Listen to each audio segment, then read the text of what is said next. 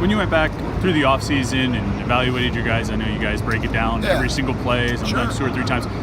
Did you get what you needed out of that group up front last year? Well, I mean, you saw a group that was progressing. I think there was things that you saw get better through the course of the year. It was easier to watch the film from the second half as they came up in cut-ups than it was at the beginning. You kind of realized the progress that we made.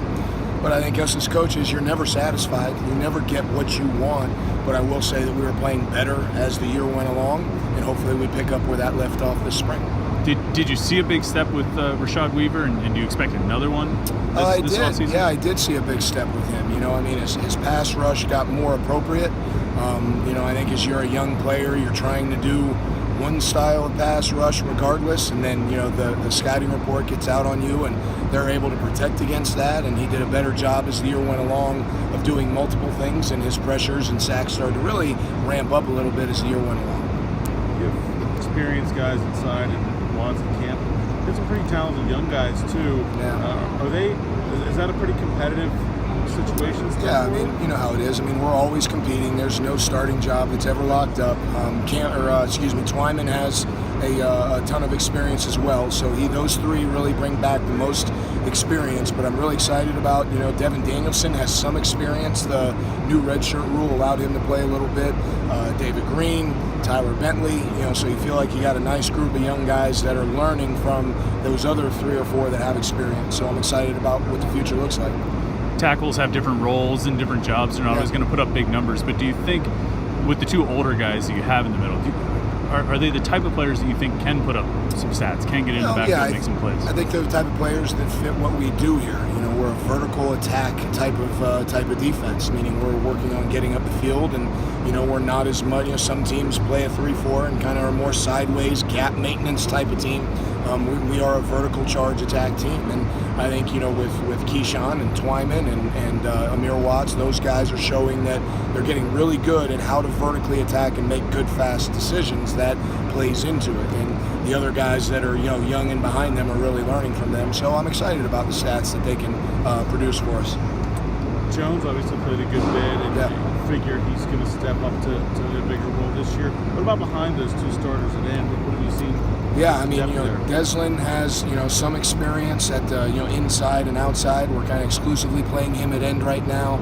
John Morgan is a young, talented player that played a little bit in the fall, but, you know, with Folston and Hendricks, you know, he didn't get as much opportunity, but there's a young man who steps right into it. You know, Chris Maloney is a great walk-on.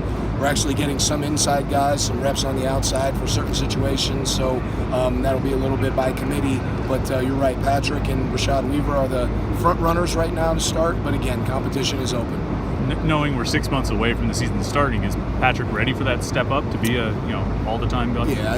It's no, not yet. But the good news is it's March 21st, or March whatever it is. So we've got a lot of time to get him there. But I'm excited about where he is at this point. So he seemed to make plays last year in some of the limited opportunities. I mean, did he show you flashes during the season? Without question. You know, one play comes to mind against Notre Dame. He had a really nice physical play where he didn't actually make the tackle, but he kind of made the tackle for the other guy.